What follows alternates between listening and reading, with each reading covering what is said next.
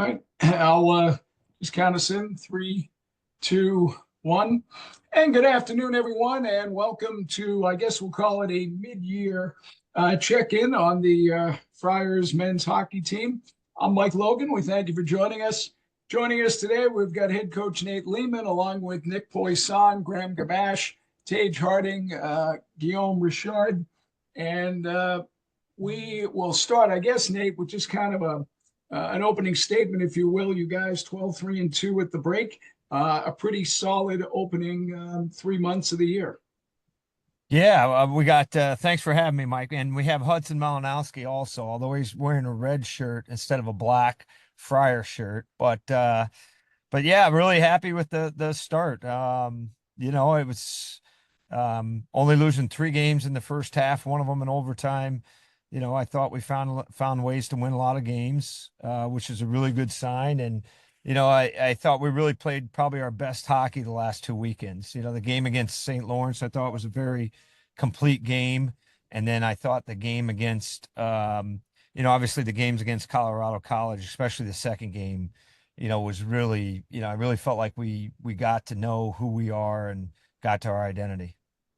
I guess we'll just kind of go down and get a quick comment from each of the guys. And Nick, I wanted to start with you. You and Guillaume were part of a similar thing we did back in August. And I know one of the things we talked about this year was more consistency. And both you and Guillaume brought up making sure that second night showing up. You guys are 5-1-1 in those games. So far you guys have done a good job with that. Yeah, I think we're so deep up top on defense and in net. So I think it really gives us a lot of options, a lot of opportunity going into Saturday nights where maybe it's not the same players contributing both Friday and Saturday, but we're finding ways to win hockey games, which is probably the best part here. Obviously, we probably weren't playing our best hockey at the start of the year, but we're still finding ways to get it done. So it's good that we're just rolling now. And I know, Guillaume, that was something you talked a lot about, when we did this back in August. And it's been a focus. And I know from a defensive standpoint, especially those second nights, you guys have been ready to go. Yeah, exactly. For us, it was important to have a good start on Saturdays. We know how hard those games can get and how physical it can get. So our group of leadership, we just trying to have the guys ready and then go from there. And so far, we've done a pretty good job. We're also joined by Taige Harding. Taige, you're coming off your best game in the Friar uniform with 4 assists against Colorado College. Do you remember the last time you had a 4-point game? No, I think 3 of those assists from the neutral zone. So I got to give credit to my guys there, especially Johnny Mustard. He was on fire that weekend. So obviously felt good, but it was more important to get those 2 wins. Taige, you look like a different player the first 3 months. What are you doing differently this year? I think just trying to be hard. That's a big focus for me, is just whether it be net fronts or finishing guys or along the rush, just be a hard player. All right, Graham Gamache, you're off to a good start. Second year, you had the big goal in overtime against Clarkson to get the win up at St. Lawrence. How do you evaluate your first half of year 2?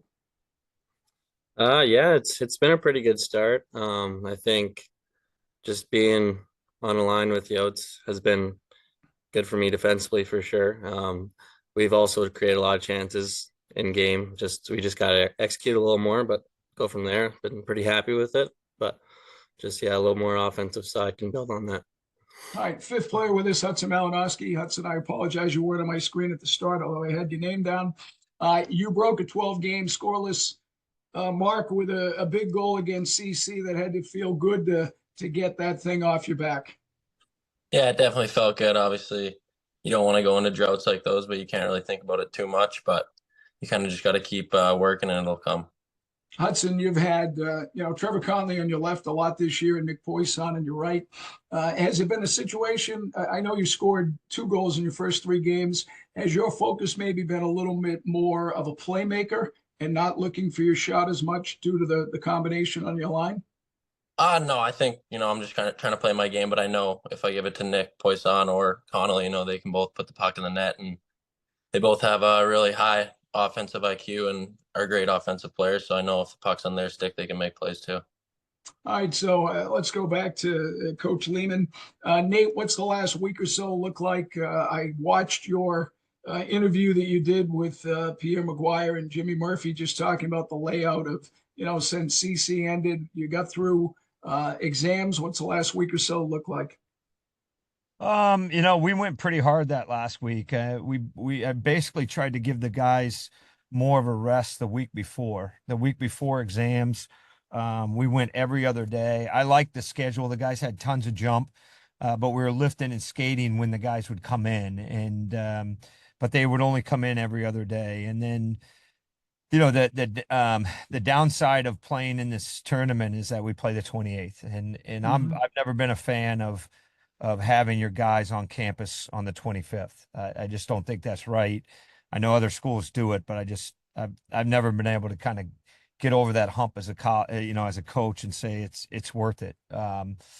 So the week of exams, we went pretty hard. And the reason we went hard is we hadn't played back to back and, or skated back to back in close to 10 days.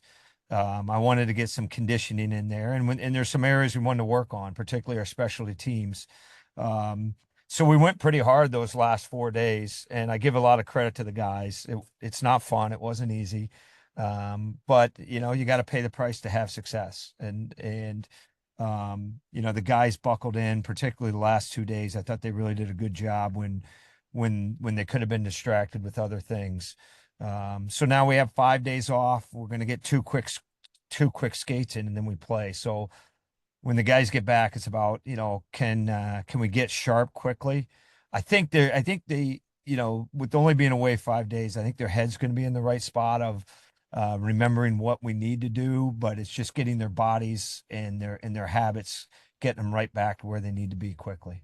And you come back in the Ledyard tournament up in Dartmouth. It's a tournament that you guys just played in 2 years ago, and you won. I think it's the fourth time since you've been here that you guys have participated, and it's a good field. You got Northeastern in the opener, and then either Alaska or Dartmouth, and a challenging schedule to kind of get you going on the second half.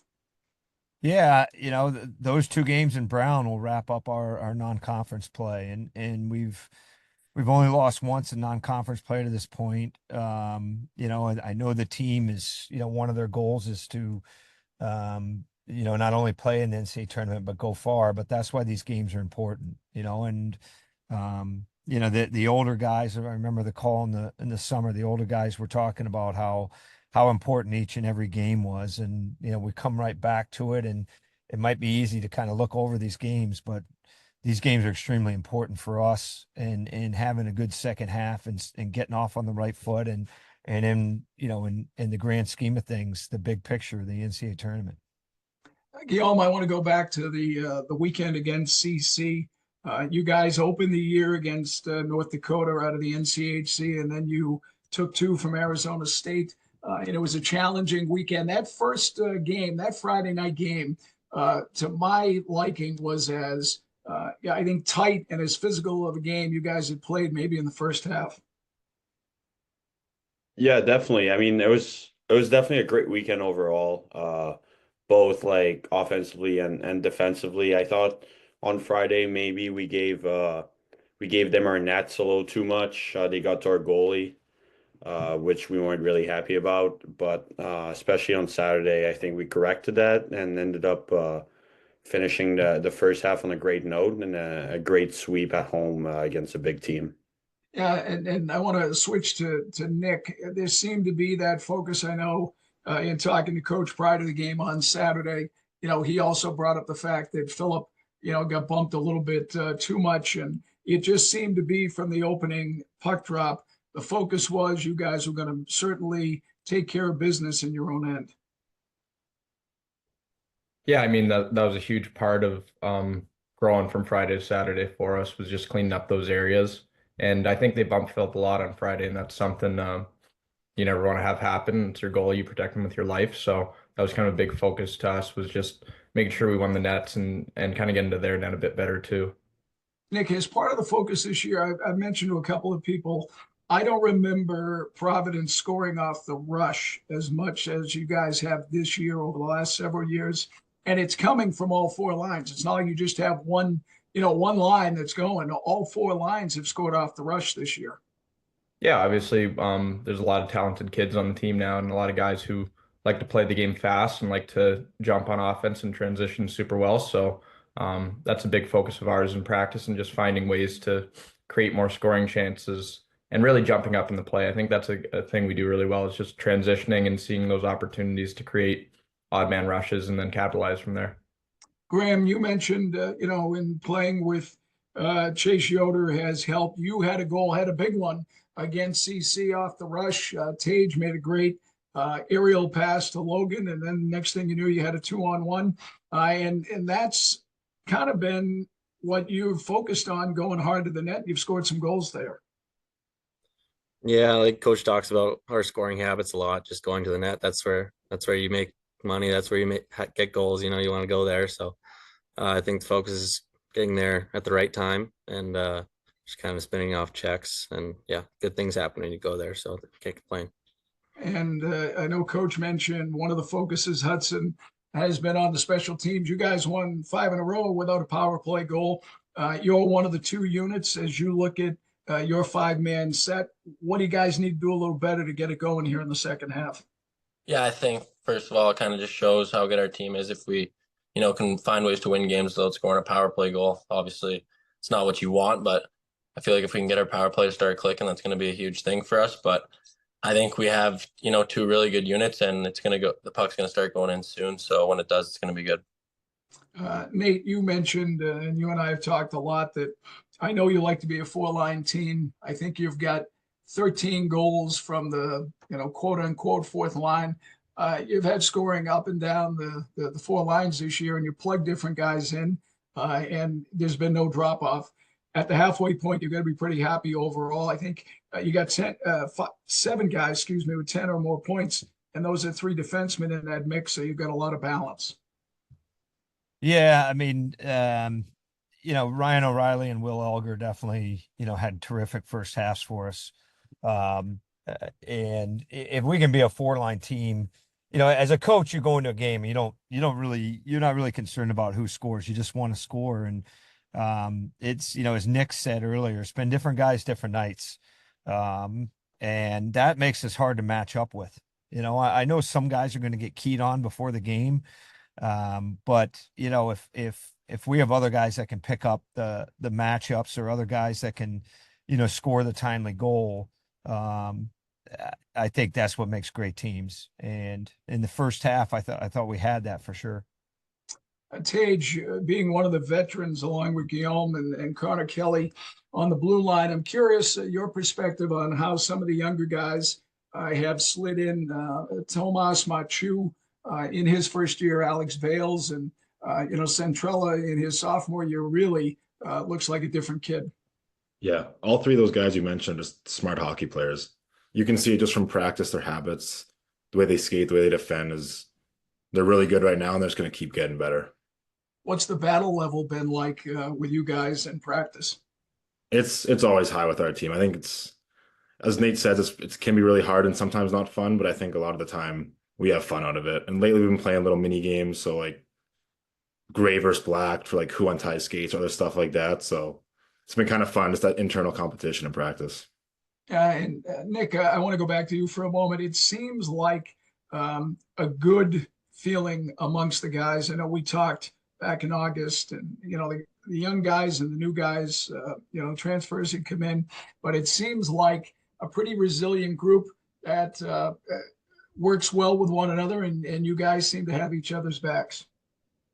Yeah, I think that's something you kind of got with the older guys who've been here with Nate, and that's kind of a continued theme of this team, is that you're never really out of a game in college hockey, and so kind of stick with it to the end of games. That's something kind of the transfers and the younger guys have come in and really adapted to. So that's just something the older guys who are here, the core group, kind of really pushed on everyone, but everyone's done a really good job at adapting to that. Nick, you've been pretty flexible this year. You've been on the first line, the second line, the third line. You've played a lot in your off wing. How challenging is that? You're a left-handed shot, and you played a lot of right wing. It's all right. It's something I never really did before, but kind of just understand in college hockey, you kind of just end up on that side. It's not really in juniors, you kind of just, if you played left wing, you're always on the left side, but kind of it depends how you kind of enter the zone. So it's something I've kind of enjoyed recently, honestly. Like it's a new challenge and something that I think helps me offensively a bit more. So it's kind of just breakouts and stuff like that where that was a learning process. But once you're in the O zone, once you're in the neutral zone, none of that really matters. Guillaume, I want to talk about the LIU game. I've had this conversation with a couple of people that, you guys were on a good run. You lose a tough game at home to UMass and then a real tough one to BC on that Tuesday night. In years past, that LIU game, that would have been the letdown game. You guys were down a couple of goals, battled back. You tied it. They had a goal taken away. You still came back. You tie it. You win in overtime. Looking at the first half, how big was that game to get you guys back to where you needed to be? Yeah, I mean, we try to prepare the guys, like we just had played BC and then you go to LIU, you think like it's not as big of a game, but it was definitely like just as big of a game. They were a hard physical team and we knew that from the start. And yeah, like you said, that was one of the games we probably would have lost like last year or years before, and we managed, even though it wasn't a pretty game, we managed to get the tying goal and the game-winning goal, which was big because then we built off that momentum and ended up having a pretty good first half to keep building upon. I have to guess, being an older guy in the team and a leader, you can tell guys about it. It's kind of like being a parent. You can warn guys about it, but until they go through and you get to that point, they kind of got to live it themselves. Yeah, definitely. I mean, like, yeah, we definitely told guys, but I feel like maybe our focus was still not great, like right before the game. Uh, but I guess that was as close as you could get to lose that game. So we definitely learned from that, and yeah, I mean the younger guys definitely learned, and it's going to be great for them moving forward. Nate, one of the things that jumps out in the first half, you guys have been good at home, but you've only lost one game on the away from Schneider, and that was the opener. You bring up the weekend up at Lake Placid. Those were two tight games, and then you would anticipate, going in here up to Dartmouth, you're looking at a couple of other tight games as well. Yeah, I mean, we're certainly, I think on the road we tend to play our structure a little bit better because we know it's going to be a hard game. I think we're a little more disciplined, and I think those are going to be two really key things against Northeastern. I think Northeastern's got firepower, and coming off break, if we give them free space, if we give those guys bad changes, if we give them looks on the power play, it's going to be real tough to be successful in the game. So, I think we tend to do a better job with that on the road. But getting our minds around making this a very tough game for Northeastern, I think is kind of going to be the key for us. Yeah, as you mentioned, you've got the three remaining games, and then the last 15 are in the league. And what a first half of the league. You've got 5 teams separated by 1 point. Maine's got 18, and then 4 of you have 17. And when you look at the strength of the league, especially this year, Nate, I think Northeastern and Merrimack are the only 2 league opponents you have left who are lower than 15th in pairwise. So those games are going to, everybody is going to benefit from, playing that upper tier. Yeah, and that's where playing a tough non-conference schedule comes in too. I mean, playing North Dakota and Arizona State and Colorado College, and even Long Island, I think is 20 or 21 in the pairwise. If you're able to play a tougher non-conference, schedule, it gets you more ready for these games. And there's going to be a lot of tight games in the second half. They're going to come down to a lot of tie games in the third period. And I think, you got to feel comfortable in those situations, even though they're uncomfortable, even though you're going in and it's a play here, if you can trust what you do, if you can stay with what you do, and stay to your identity and trust that it's going to work, you usually come out on top.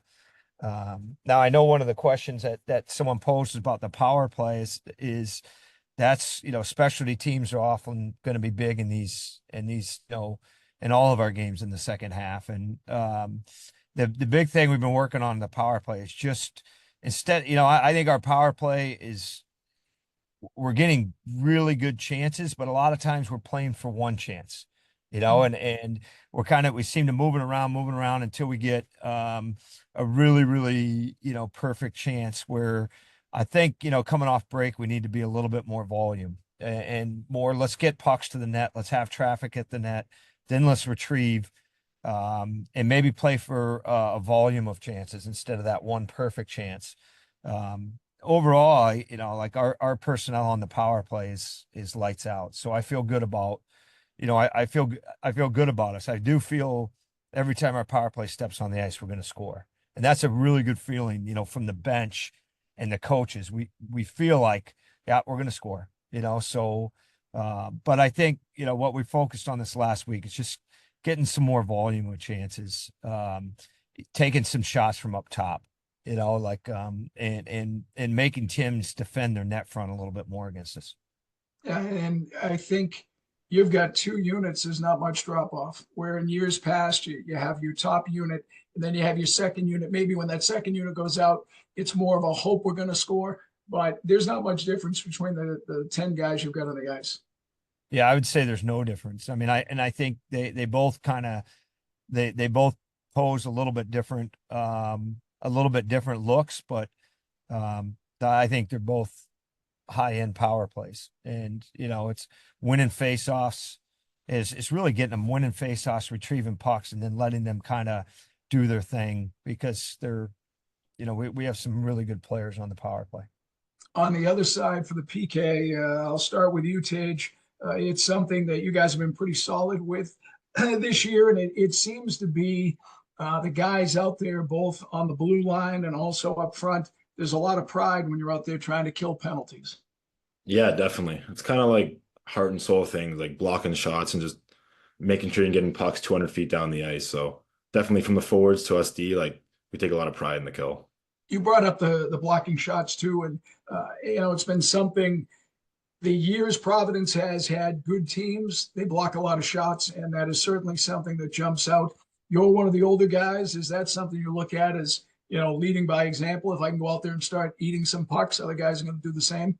Yeah, definitely. I think one of our leaders, Connor Kelly, he even in practice, he's always in the lane. Like he blocks a million shots. So I think he set the example to the young guys that I've followed, and now I'm helping set that example as well. Takes a bit of a beating. In fact, blocked one with his head, if I remember right, up at UNH. Took a pretty solid one-timer off the side of the noggin. Yeah. Guillaume, you have skated with Connor a lot, but you've also had some pairings with Tomas Machu. What do you like about his game?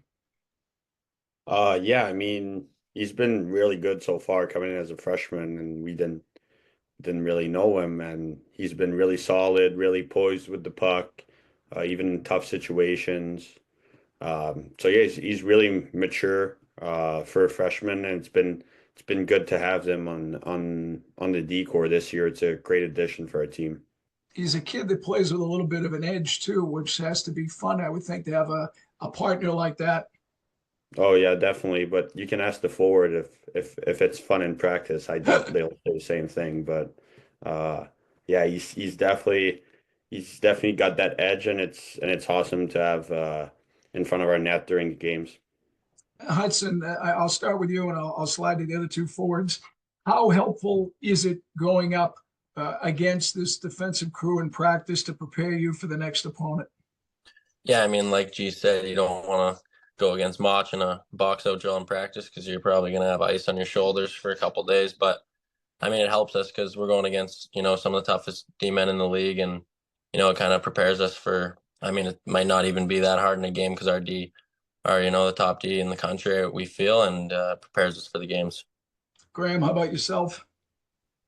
Yeah, like Hudson said, you might be having a few ice packs, but you can give it back to those guys, and then after the drill, you just give each other a tap on the shin pads. We're all just trying to get each other better, and I think that's what we've been doing and we'll continue to do.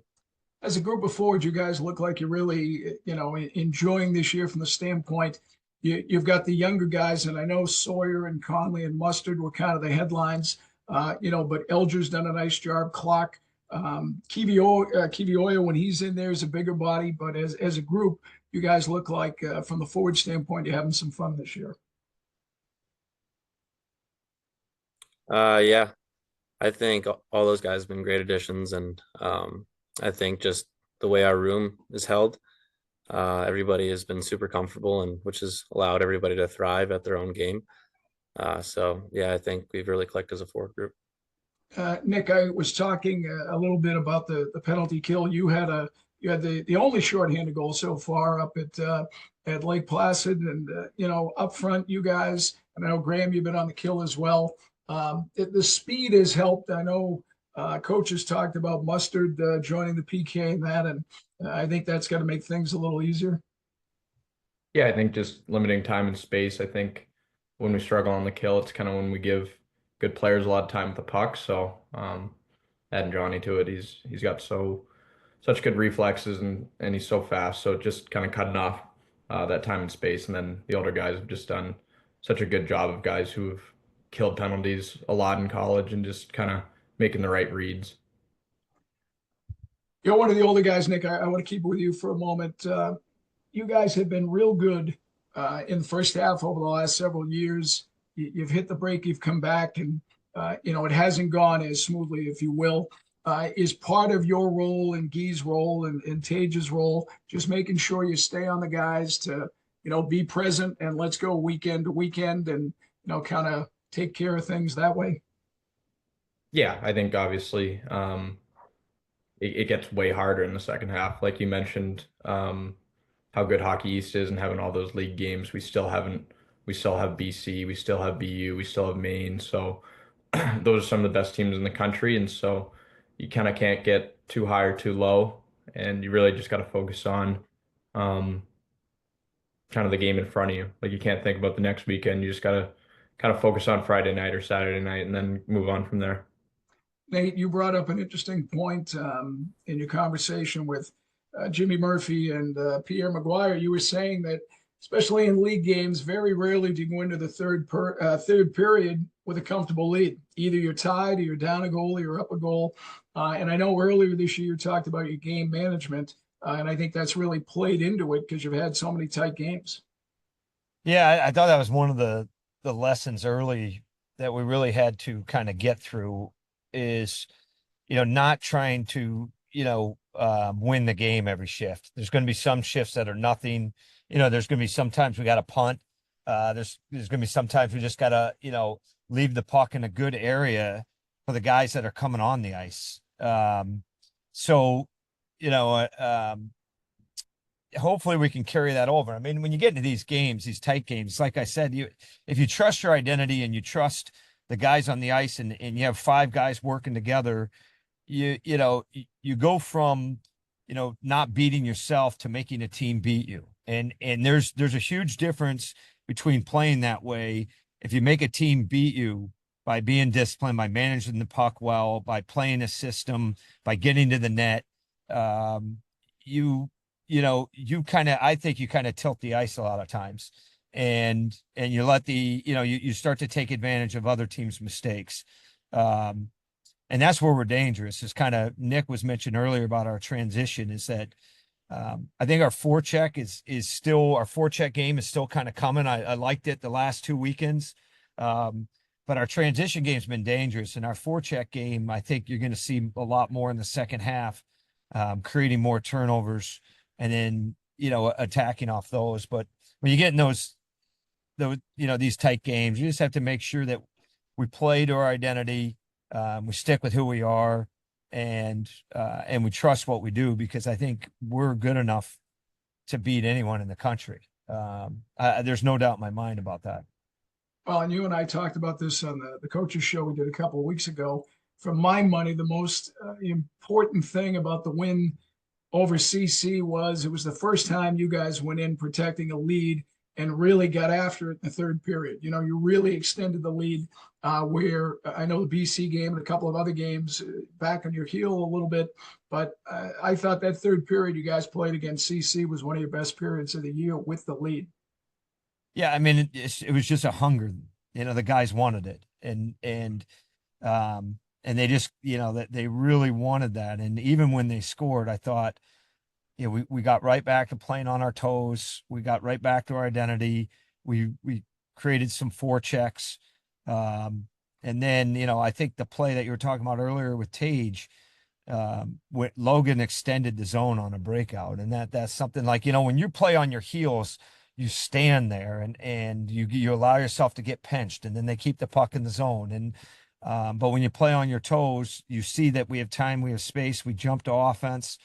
We made a, you know, Taige made a great play of getting it out and getting it over the defenseman's head there, and then Graham drove the back door. But it's like plays like that, when you play on your toes and you keep attacking and you're not changing your game, you trust your game, then you can be successful. But you know, I think it's the big challenge for this group in the second half, Mike. I think the big challenge is, you know, are we gonna be tough enough? Are we gonna play with the chip on our shoulder?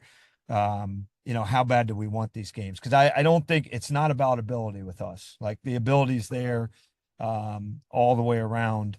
You know, it's really going to be about, you know, what we're bringing into each game, and with our sense of purpose, with our focus, I think. Absolutely. And that's something, you know, that will start in a couple of weeks. I was just looking, I think, as far as questions that have come in, that, you know, we've handled those. So I guess maybe we'll go around with the guys and just discuss what the next several days look like. So Graham, regarding Christmas and that, what's that look like for you the next couple of days?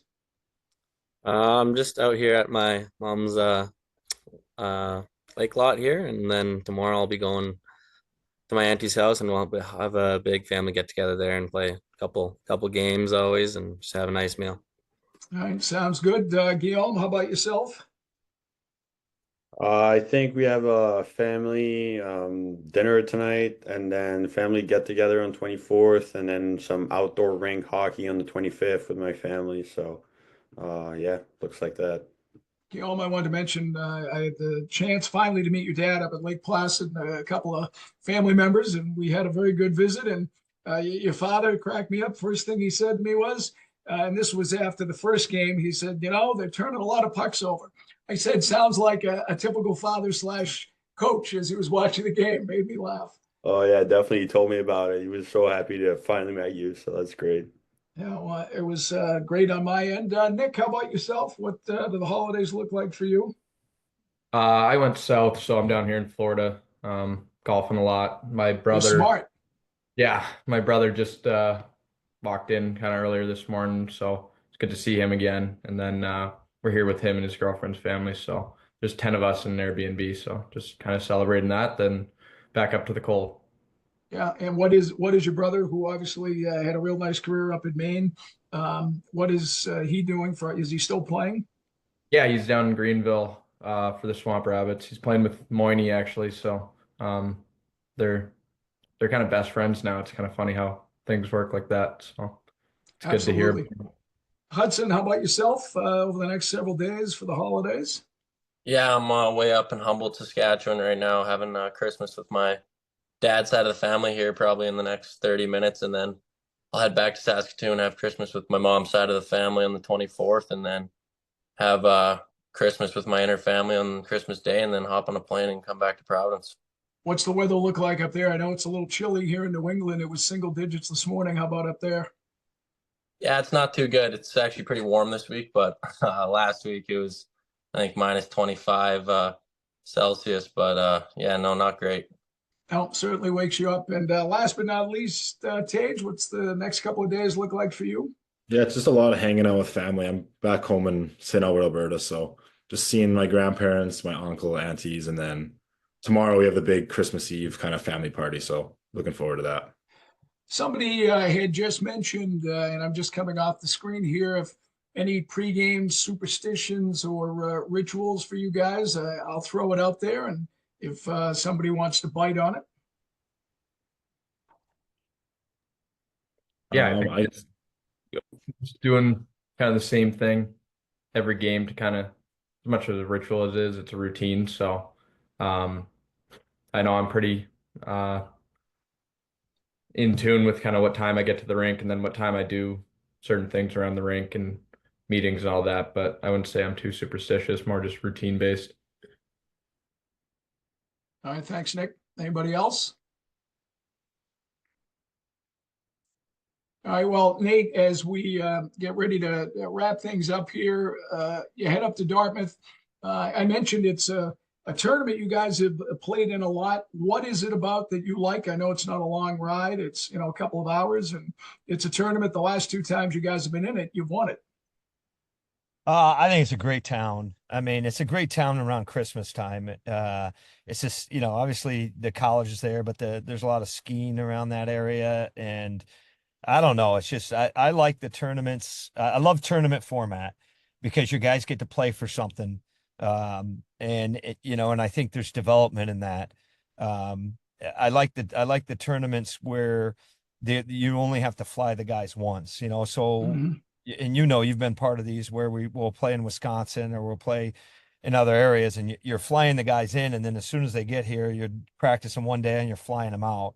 So I do like, the one thing I've always liked about the Dartmouth tournament is one flight, and then we can travel and kind of get up there and play. But I don't know. I've always loved that town. I've always loved the tournament. I've always loved the feel of it. It feels everything. It just feels like winter, yeah, we've been fortunate enough to win it. I kind of, I'm enjoying some family time right now, but I watched film on Northeastern this morning, and I plan on watching Dartmouth later this evening. So I'm kind of starting to get geared up and fired up to see the guys again and get after it. All right. Well, we appreciate everybody taking some time. Guillaume Richard, Nick Poisson, Hudson Malinoski, Taige Harding, and Graham Gamache, along with head coach Nate Leaman. I mentioned it's been a great first half for the Friars, 12-3-1. They will play on Saturday. It'll be a 4:00 puck drop against Northeastern, and then they'll get the winner of Dartmouth and, depending. I'm going to say they're going to get the winner of Dartmouth and Alaska Anchorage following that, and that would be on Sunday. And then schedule-wise, they're off the following weekend. You got the Mayor's Cup on a Tuesday night, and then another off weekend before they hit 15 in a row to end the year regular season. Fellas, Merry Christmas to all of you. I hope you all have a safe holiday break, and look forward to seeing you all up in Hanover, New Hampshire on Saturday. Thank you. Thanks, Mike. Merry Christmas. Thank you, Mike. Merry Have a good Christmas. Christmas. Take care, guys.